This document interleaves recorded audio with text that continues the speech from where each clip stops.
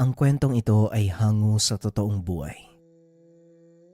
Mula ito sa isa nating kabayan na itago na lang natin sa pangalang Tubal. Walang eksaktong taon. Probinsya ng Negros Occidental. Ang pagkakaunawa ng karamihan sa mutya, gamit pang dagdag kakayahan, proteksyon, o hindi kaya naman pampaswerte, ngunit lingid sa ating kaalaman na may sariling buhay ang mga ito. Ito ang napatunayan ng ating tampok na karakter ng mga panong ito. 15 taong gulang si Tubal, anak ng kilalang manggagamot sa kanilang lugar, at bilang panganay na anak, ito ang napisil ng ama na magmana ng kanyang kaalaman. Katuwang nito sa lahat ng pinupuntahang gamutan ang binata. Masasabing sa murang edad, may matalas na isip si Tubal. Mabilis nitong matutukoy ang karamdaman ng pasyente nang kung minsan ay nagiging dahilan ng kapamakan. Minsang dumayo ang mag-ama sa isang baryo upang daluhan ang isang taong may sakit. Ayon sa mga kaanak ay nakulam ito. Hindi na makalakad at tila lantang gulay ang katawan. Bilang kasama sa pagsasanay ng binata, hinayaan ito ng ama na tawasin ang pasyente para masiguro. O siya, Tubal, simulan mo na ang pagtatawas nang malaman natin kung anong uri ng sakit ang dumapo sa isang yan. Wika ng ama ni Tubal na itago na lang natin sa pangalang Mang Omar. Magsisimula na sana sa pagtawas ang binata nang bigla naman itong awatin ng isa sa mga kaanak. Sandali lang. Hindi ba sinabi mong nakulam siya? At yan ang naging resulta ng pangungulam sa kanya. Bakit kailangan mo pang tawasin? Tanong ni Lito. Oo, Lito, sinabi ko ngang nakulam siya. At hindi kami ulyanin para ulit-ulitin mo mga yan.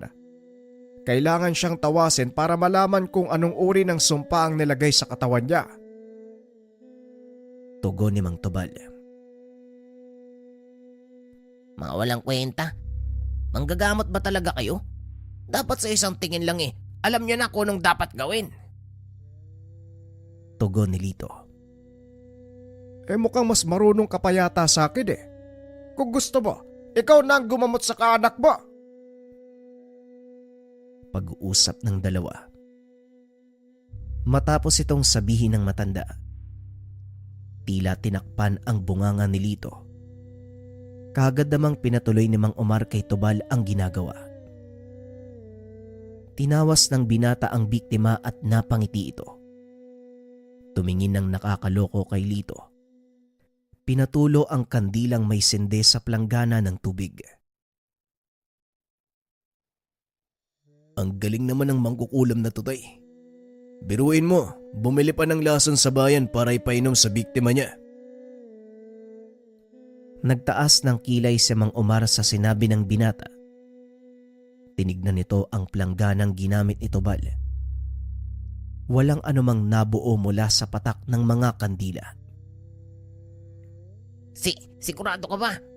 Laso ng dahilan kung bakit nagkaganyan ang chewing ko? Tanong ni Lito. Alam ni Tubal na nagmamaang-maangan ito. Bakit hindi mo tanungin yung sarili mo, Mang Lito? Tugon ni Tubal. Teka, pinagbibintangan mo ba ako nilason ko ang chewing ko? Alam mo ba ang sinasabi mong bata ka? Pwede kang mapahamak sa katabilan ng dila mo. Pananakot ni Lito. Anak, sigurado ka ba sa mga sinasabi mo? Mahirap magbintag. Tanong ni Mang Omar sa anak. 100% tay.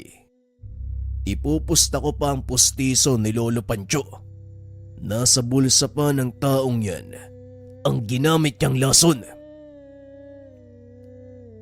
Dali-daling nilapitan ni Mang Umar si Lito. Kinapa ang bulsa nito. Nanlaki mga mata ng lahat dahil nakuha ng matanda ang isang balot ng lason para sa daga. O sino ngayon sa atin ang nagsisinungaling? Alam mo, Mang Lito, hindi ko na kailangan tawasin ang tiyuhin mo para malaman ang sakit niya. Amoy na amoy ko sa hininga ng taong to ang laso na para sa daga. Wika ni Tobal. Akmang tatakas pa sana itong si Lito nang bigla naman siyang harangin ng dalawa sa mga kaanak ng pasyente. Dahil wala nang nagawa, napilitang umamin sa krimen. Ayon sa kanya, tinangka niyang patayin ang pasyente para tuluyang mapawalang bisa ang kasong isinampa sa kanya nang mahuli itong nagdanakaw ng sako-sakong palay sa bodega ng kanyang tiyuhin. Inakala nilang tapos na ang kasong iyon. Ngunit kinahaponan, habang pauwi ang mag-ama ay tinambangan sila ng 3 lalaki. Walang iya ka manggagamot ka? Dahil sa'yo, nakulong yung tatay namin. Wika ng isa sa mga lalaki habang bumubunot ng itak. Teka, sandali lang. Hindi ko alam kung sinong tinutukoy nyo. Maghulos dili muna kayo. Hindi basta-basta ang makapatay ng tao. Tugon ni Mang Umar. Ang pangalan ng tatay namin ay Lito. Dahil sa inyo, nakulong siya. Kaya pasensyahan tayo. Muling wika nito. Sabay unday ng taga kay Mang Umar. Kagad naman itong nasalo ng matanda. Inagaw ang itak at hinagis sa malayo. Sabay suntok sa sikmura nito, dahilan para mawalan ng malay ang lalaki. Kayong dalawa, akayin nyo pa uwi ang kapatid nyo. At wag na wag kayong susunod sa mga iuutos sa inyo ng nakakatanda nyong kapatid. Lalo na kung alam nyong mapapahamak kayo. Wika ni Mang Umar. Dali-daling binuhat ng dalawa ang walang malay na binata at naglakad palayo. Kaya minsan tay, ayoko na magsabi ng totoo. Madalas kasi ako napapahamak eh. Wika ni Tobal. Pati ako nagtataka sa'yo anak eh. Paano mong nalalaman ng mga bagay-bagay? Lalo na kung sakit ng pasyente ang pag-uusapan. Wika ni Mang Umar. Hindi ko din po alam tay. Naririnig ko lang po sa isip ko yung mga yun. Parang may mga nagsasabi sa akin ng lahat ng dapat kong malaman. Nagsimula lang yun tay nung ibigay sa akin ni Lolo Herming ang mutya niya. Nanlaki mga mata ni Mang Umar nang makita ang hawak na kwintas ng binata. Teka, yan yung mutya ng santol ni Lolo Herming mo. Paanong napunta sa'yo yan? Kailan niya ibinigay? Tanong ni Mang Umar. Matagal na pong nasa akin to tay. Kung natatandaan mo, nung bago mamatay si Lolo pinatawag niya ako eh. Doon niya ibinigay sa akin ang mutya. Tugon ni Tobal. Ngunit simula nang mahawakan ng mutya, ni minsan ay hindi pa niya ito nagagamit. Ang bilin sa kanya ng matanda, antayin ng tamang pagkakataon. Makalipas ang ilang taon, naging mahusay na manggagamot si Tobal. Ngunit patuloy pa rin itong tumutulong sa ama. Nasa edad 22 ng mga panong ito si Tobal. Dito pa lamang nalaman ng binata ang totoong bisa ng mutya ng santol. Maliban sa panggagamot, may munting negosyo din ang ina ni Tobal. Nagluluto ito ng ulam na siya namang inilalako ng matanda sa bayan. Simula nang mapasa kamay ng binata ang mutya, tila sunod-sunod na ang swerteng dumadating sa kanila. Isa na dito ang pagkakaroon ng pwesto sa palengke Nakalaunan ginawang karinderya ng kanyang nakakatandang kapatid. Ipinaubaya ng binata ang mutya sa kanyang ina dahil nakatuon ang pansin nito sa panggagamot. Ganun pa man, kahit hindi hawak nito balang mutya, patuloy pa rin siyang ginagabayan nito, lalo na sa panggagamot.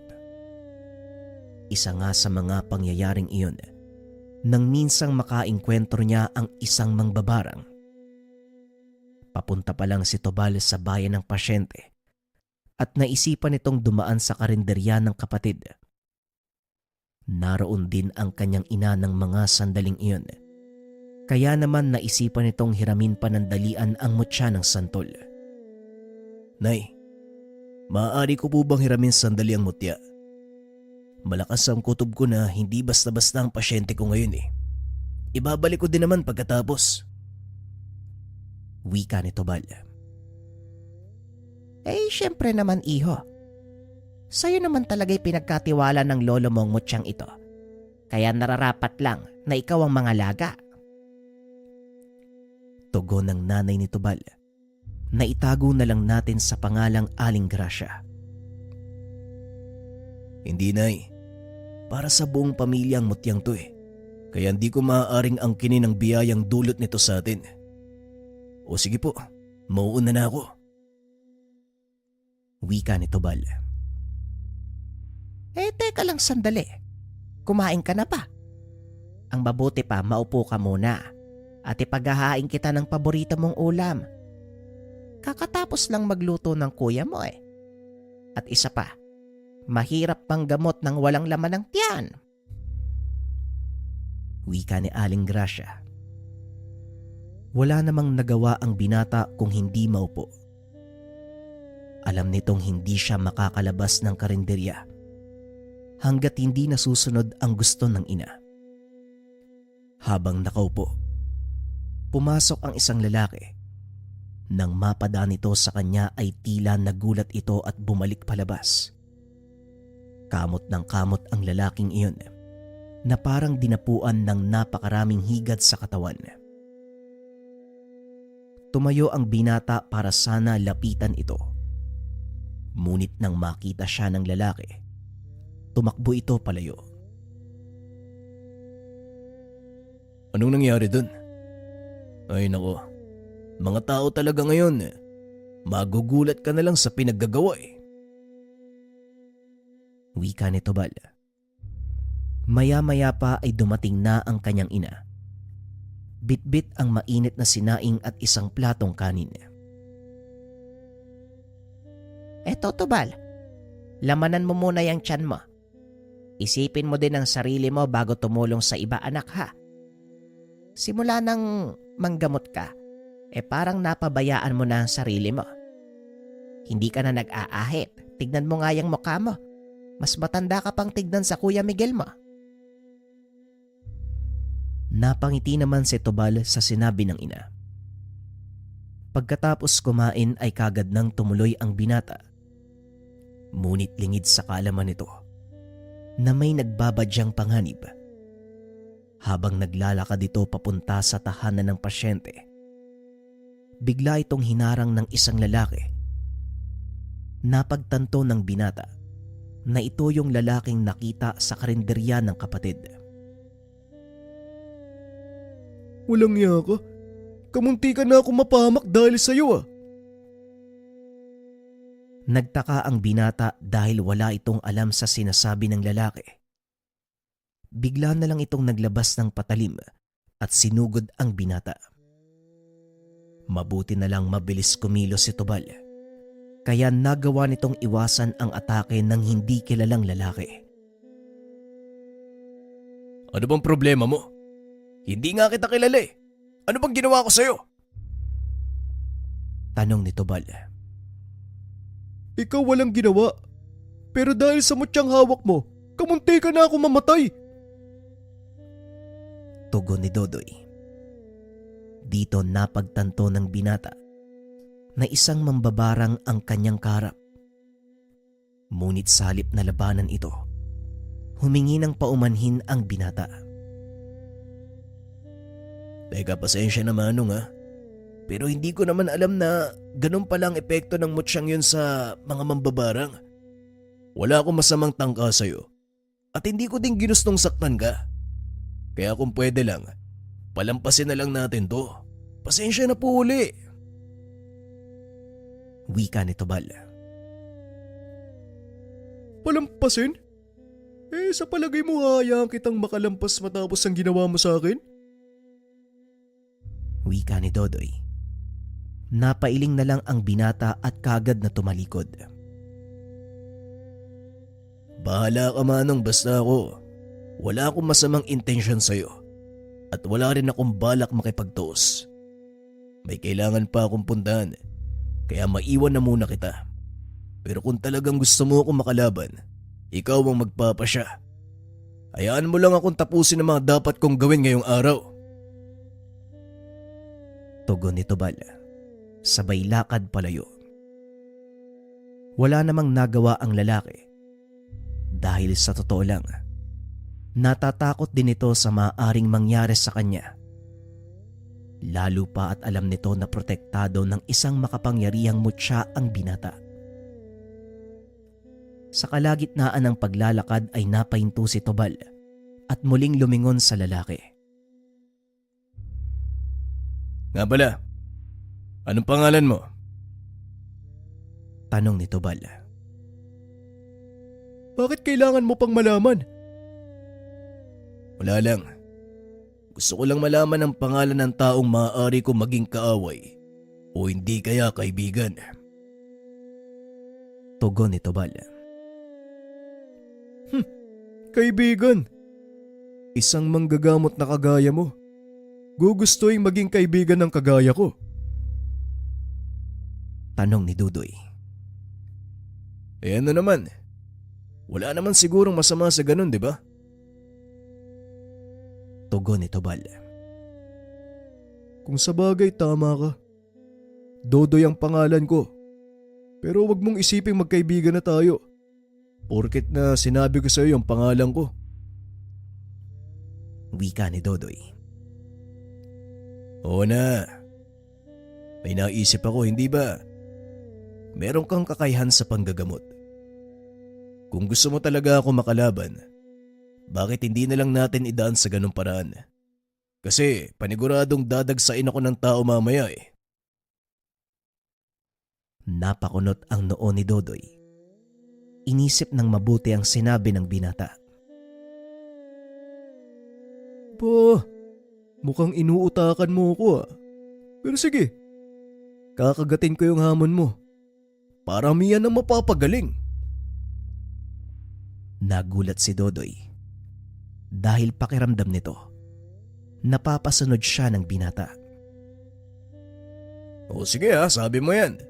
Kapag nanalo ka, ililibre mo ako ng tuba. At kapag nanalo ko, ililibre mo din ako ng lambanog. Tugon ni Tobal.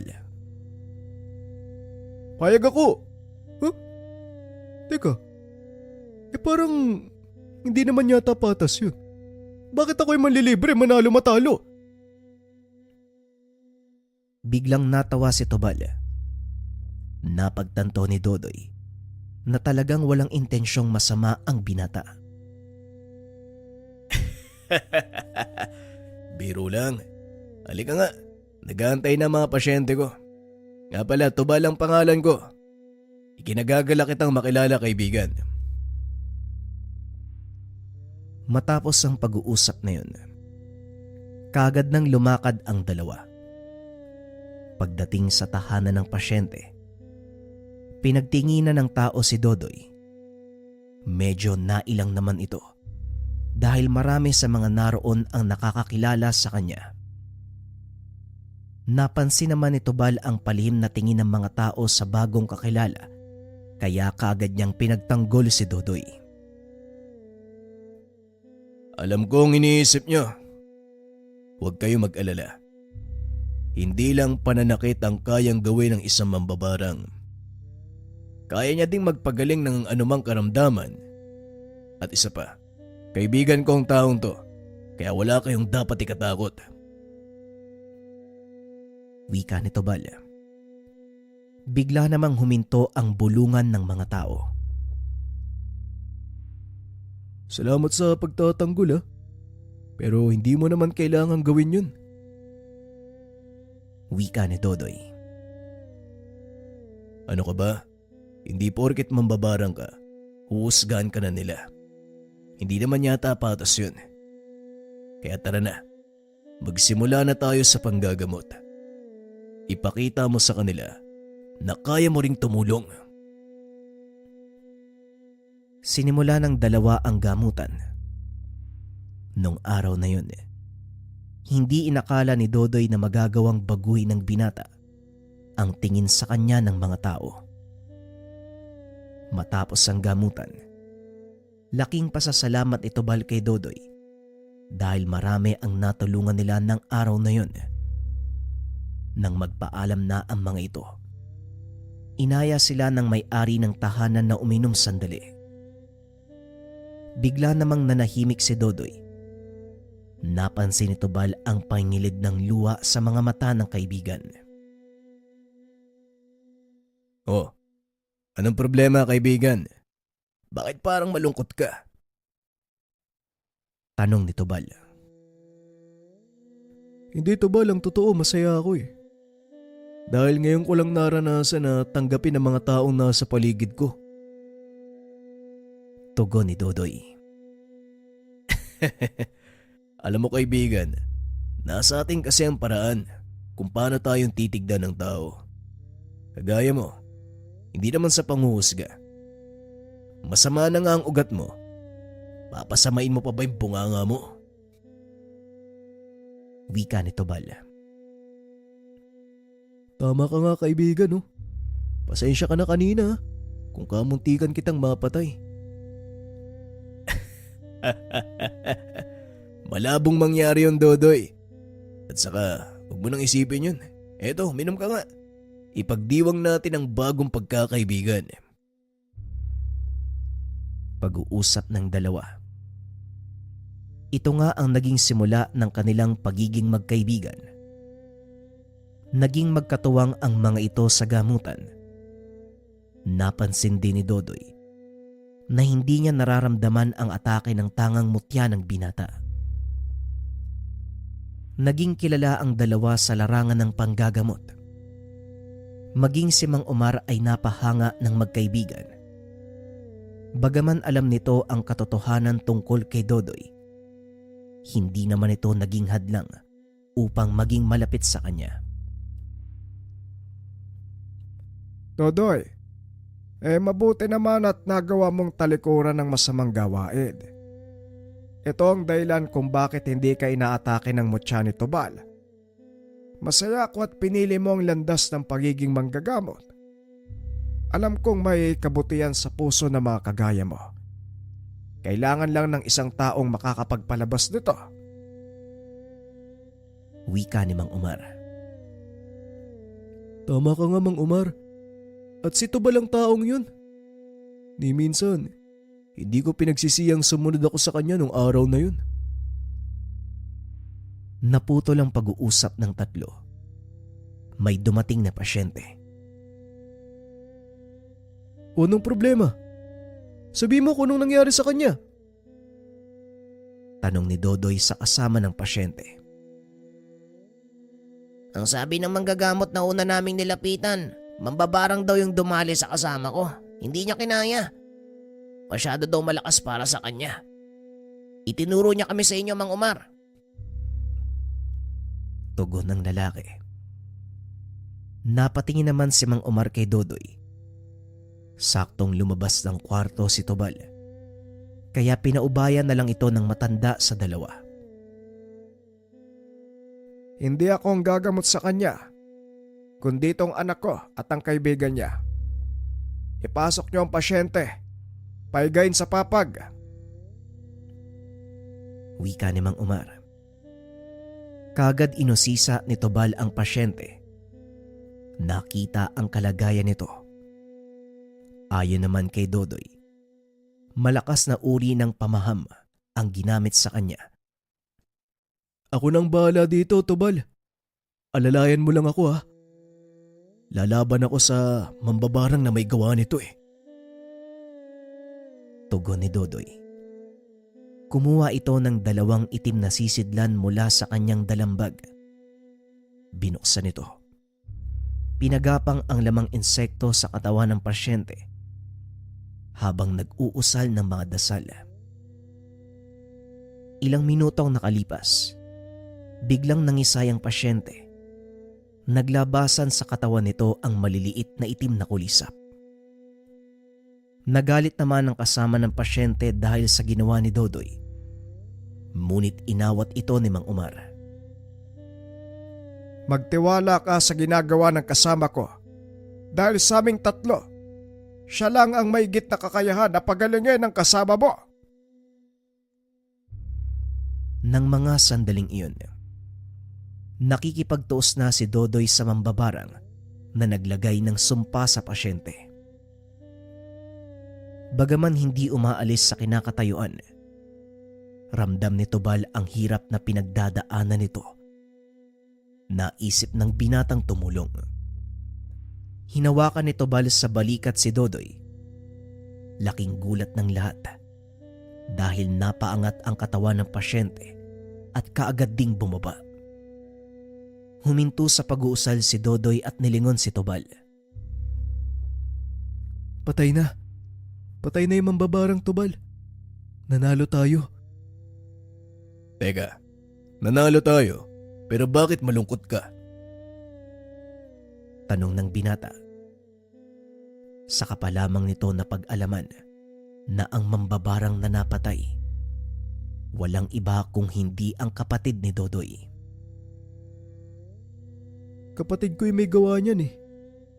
Pero wag mong sisihin ang sarili mo, Tubal. Nararapat lang yun sa kanya. Ilang beses ko na siyang binalaang ihinto yung ginagawa eh. Pero patuloy pa rin. Matapos ang gamutang iyon, mas lalong napatunayan ni Mang Umar na matuwid ang landas na tinatahak ni Dodoy. Sa paglipas ng panahon, tuluyan ng minana ni Tubal ang kakayahan ng ama. Mahina na din ito at wala nang kakayahang manggamot. Samantalang si Tubal at Dodoy naman, kung saan-saan nakakarating, mas lalong kinilala dahil sa kanilang tambalan. Hindi inaasahan ni Dodoy ang pangyayaring ito sa kanyang buhay. Maging si Tubal, hindi rin inakalang magiging instrumento siya sa pagbabago ng isang dating masamang tao. Nagbago ang lahat para kay Dodoy. Kung dati ay nilalayuan ito ng mga tao, ngayon ay marami nang humahanga sa kanya. Dahil ito kay Tubal at sa kanyang tangan, namut siya ng santol. Opinyon para sa kwento. Yung mga ganitong uri ng kwento, mga kabayan, ito ay nagpapatunay na hindi porket sa kaliwa yung gamit mong dasal, masama ka na. Nakadepende pa din ito kung saan mo gagamitin yung tangan. Magpapalamon ka ba sa kasamaan o gagamitin mo ito sa kabutihan? Nagulat lang ako sa dulo talaga kasi sarili niyang kapatid yung pinatay niya para lang mapagaling yung pasyente. Nung una parang nagdududa pa ako kasi baka silang dalawa yung maglaban sa dulo. Pero nung pinatay niya yung sariling kapamilya, doon ako nakumbinse na talagang nagbago si Dudoy. Kayo ba mga kabayan, sa palagay nyo, may karapatan bang magbago ang isang masamang tao? Maraming salamat sa pakikinig ng ating kwento, mga kabayan. Nga pala, kung sakaling nabitin kayo sa kwento, pwede pa akong mag-upload mamayang 8 PM. Comment game kung makikinig pa kayo mamaya. Salamat.